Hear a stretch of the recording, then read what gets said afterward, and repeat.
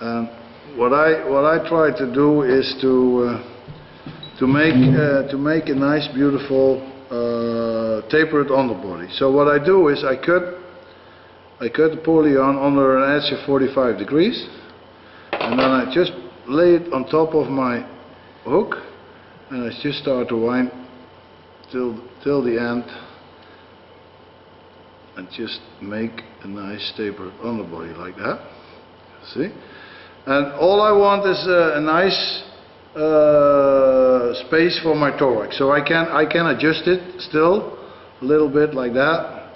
Just leave the polygon like that, and then I grab my hackle. I always tie in my hackle first, because if you tie thousands and thousands of parachute flies, this simply is the fastest technique. So what I do with all my parachute flies, and I taught myself that, when I have my hackle, I tie it in with the sunny side up, and when I start to tie you go the shiny side up. When I tie the parachute, I twist it, and the shiny side is down. So the reason why I did, and why I taught myself, was also this is the most protected part from the burst, because that holds the water out. And then when you make those really fine parachute flies, size 16s, 18s, 20s, and the parachute, the fly really float on your parachute. With those big flies, the fly just float on your polygon. Simple as it, in the rougher water, bloop, bloop, bloop. But the tiny little fly, tied very, very sparse, really float on your parachute hackle, on your horizontal hackle.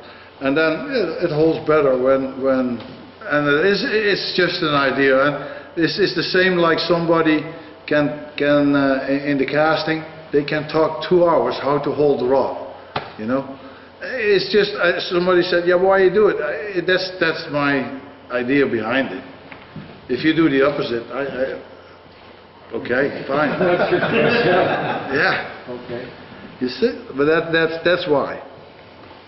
So and it's much easier, because I mean, you see, you just lay it on top, and it all goes actually very, very, very smooth. Now what I do, I just take the hackle and the wing, and I just tie it up. And now you can do everything.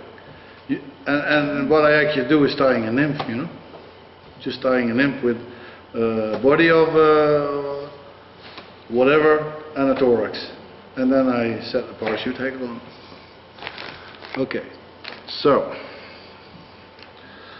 now going backwards, if I want, some already said, all my bodies are much further than. Now I tell you, my first klinkhamers almost went into the barb, you know, so far, because what I did was I tried to imitate that insect, and it was so long that I tried to make it as long as it really was, and that's why it's so far, you know. So there we go. And now you get this problem with this polypropylene dubbing. A lot of people, they use so much where I can tie 10 flies from, you know. So I just twist it, and then roll it in. I must confess that I always use my wax so it sticks a little better. Now I just nice taper like that. Okay, the waist can go underneath the thorax. Now I pick a few strands of peacock. Go here.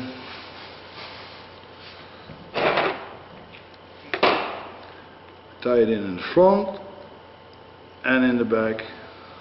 A few windings in front, behind the wing, and the rest goes in front of the wing. That's all. I don't twist it, I don't tie it in with the tips. I just do this is the fastest way, and then my varnish will make it more durable, because it goes all into the peacock curl, and the acetone just that, yeah, like that. And in the beginning, when I tied this fly, everybody thought I make a mistake, because I tied off the fly and said, "Hey, you forgot something." But that's because I had this special technique to tie off the parachute. There we go. Now I turn the hook in the vise. I grab my spider web, and what I have it's a very old what do you call it, bobbing holder that goes very smooth, so I don't have any problems that the thread breaks. Is this spider web the same stuff that horse fishermen use? No, this is just, it's very, it breaks very fast. It's not nano-thread, you know, like it's very strong. But this is one strand, it's nylon. And I want this nylon, you know, because it goes really good into the polyarn, and it goes really in. See, when you have your hackles, and I will show you in a moment. So I said, make the base.